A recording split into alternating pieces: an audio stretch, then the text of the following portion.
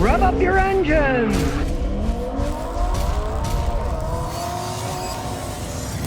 Well, here's a fascinating one. The city of St. Louis is planning on suing Hyundai for creating nuisances because their cars are too easy to steal. You've seen the videos of those kids stealing them because they don't have immobilizer keys and they're driving through neighborhoods, running into cars. And St. Louis says, you're liable, Hyundai, because you didn't build the cars right. Well, of course, Hyundai's denying the whole thing. The Hyundai people saying, I quote, our vehicles are not defective and comply with all applicable safety regulations. Yeah, safety regulations, but they didn't put immobilizer keys in them. You got brand new Hyundais don't have immobilizer keys. My '07 Matrix has an immobilizer key. It's very hard to steal. If you don't have an immobilizer key, and you can break in, cross the wires, and drive away. With an immobilizer key, it would not start because the computer would not accept that. They just made them too cheap. And now, of course, they're trying to hide the fact that they did. But St. Louis is mad, and they said, you're creating a public nuisance that costs our taxpayers money. The cars get smashed in. The police have to chase after stolen vehicles. People might get killed. Hey, if somebody got killed while the police are chasing somebody, you stole one of those, the liability would be hundreds of millions of dollars. So, of course, they don't want to admit they did something wrong, even though they did. Public safety director for St. Louis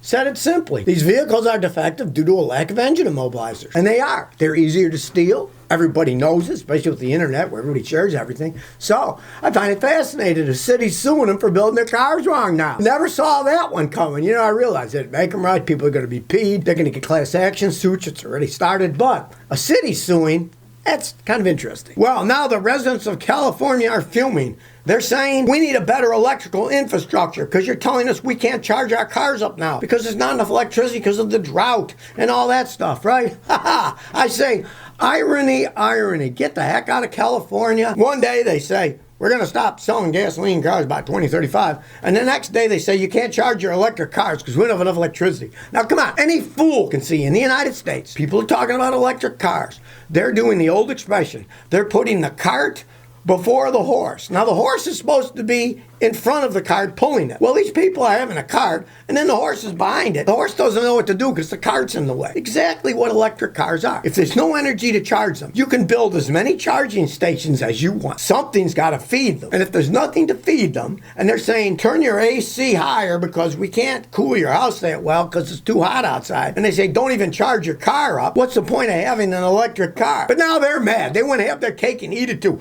We want our cake. We love looking at that beautiful cake, but man, we want to eat the thing too.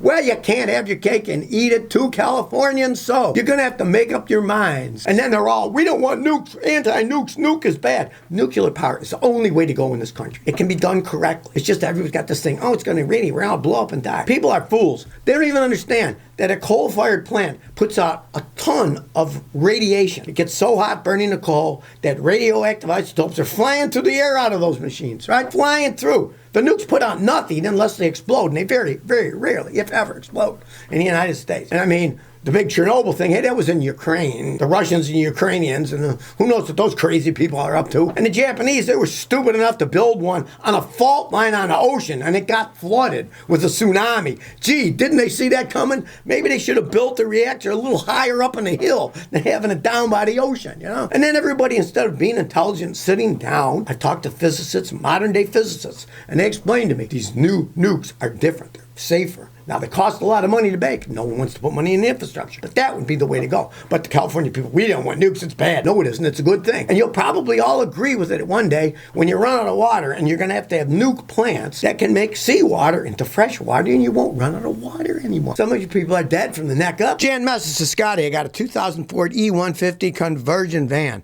160K. Some rust. Front of the rear wheels on both sides. What would you recommend to patch it? All right, well, you want to patch it correctly. You got to cut out the old rusted part. Get a grinder or whatever, cut it all out. Weld in new metal, then put Bondo to cover it up and paint it. You can't fix rust. You got to cut the rust out. Now, if you want a fast way of doing it, you can put fiberglass on it and stuff and cover it up, but it'll still be rusting underneath and it'll start bubbling out in a year or so. You want to fix it right, you got to cut the metal off, weld it on, and then paint it. Or if you don't care, you could fiberglass it, make it look a little bit better, and it might last a little while. Zach's Production 1 said, I bought a flooded Toyota Sienna. What should I look for? It was professionally repaired. Okay, here's the problem with flood water. Numero uno, where was it flooded? Let's say it was flooded in the middle of the United States with fresh water. That's not as bad as the coasts and salt water. Salt water will destroy a car because it gets in there, it'll short up the electrical system. There's so many problems. Numero dos, figure out how high did the water get. Because, I mean, if it went up to the dash, you're going to have to, in the future, worry about all the computer systems shorting out. I had a customer with Volkswagen. He bought one that was flooded. Water came in a window, and it was professionally fixed. A couple years later, he called me, and I'm working on a car. I'm cursing my head off. He said, what's wrong? He said, man, this car's got so much wrong with it. What the heck did you do with this car? And he said, oh, didn't I tell you? It was flooded, and the water came in the windows. I said, why did you even keep it? He said, well, look, it lasted for 2 years. I said, well, now you know what it's doing? It's going to the junkyard. So you got to check all the electronics. Make sure they haven't been destroyed. There's so many computers in cars. And say the circuit board got warped. It can be 2 years later, 3 years later that all starts to go bananas. If it does, get rid of it then. Don't try to fix it. It'll drive you insane. Ken Lee says, Scotty, I got myself a 04 Honda Accord, 192,000 miles. The AC died on me. What should I do? Roll the windows down.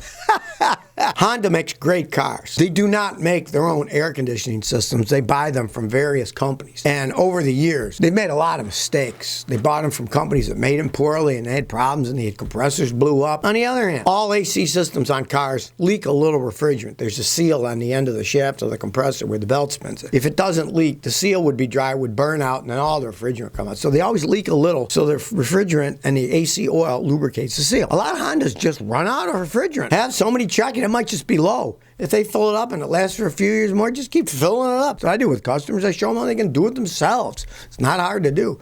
Pray the compressor didn't lock up or blow up, but anybody can easily check it with gauges, and if it's low, fill it up and see what happens. Might fix it that cheaply. Jump says, is a strut bar worth my money? Well, for most people, no. Now, you open the hood of a car, you see some of these guys, they'll put a bar from one strut to the other, okay? That's to keep any kind of body roll for people who drive like lunatics. Race cars are made that way. Now, if you just drive normally, it's a complete waste of time. If you do drive like a maniac, you will get less body roll, and it will corner a little bit better. But I'm talking about extreme cornering racing, driving like a lunatic, driving like you never should on roads that have other people on them. But if you take your car on the track and drive it around, sure, go right ahead. They just bolt on, and they do make the body and everything stiffer. Racing is what it's for. Official Shuttle says, I got a 98 Jeep Grand Cherokee Laredo. Cranks, but it won't start. Put new spark plugs, fix the amp fuses, and tried using starting fluid and won't start. Let's pray your engine isn't shot. It might be. But if you spray starting fluid and it won't start, that generally means you have no ignition. Check your spark plugs. You can get a spark plug checker really easy. They cost like $10 at the hardware store. You put it over the spark plug, see if it flashes when you crank. If it doesn't flash, you got no spark.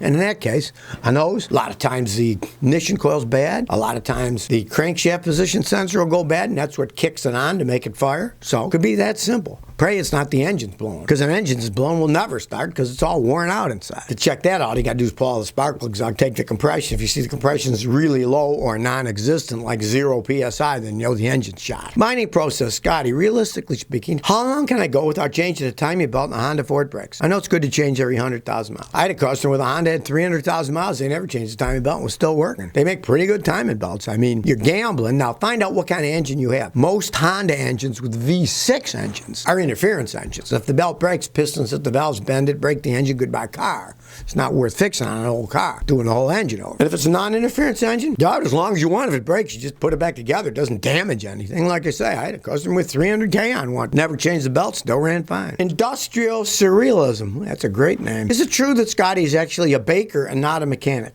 Well, if I was a baker, the world would probably be a better place because people wouldn't eat any of my baked goods. I do not know how to bake things. It would taste horrible, so everyone would get thinner.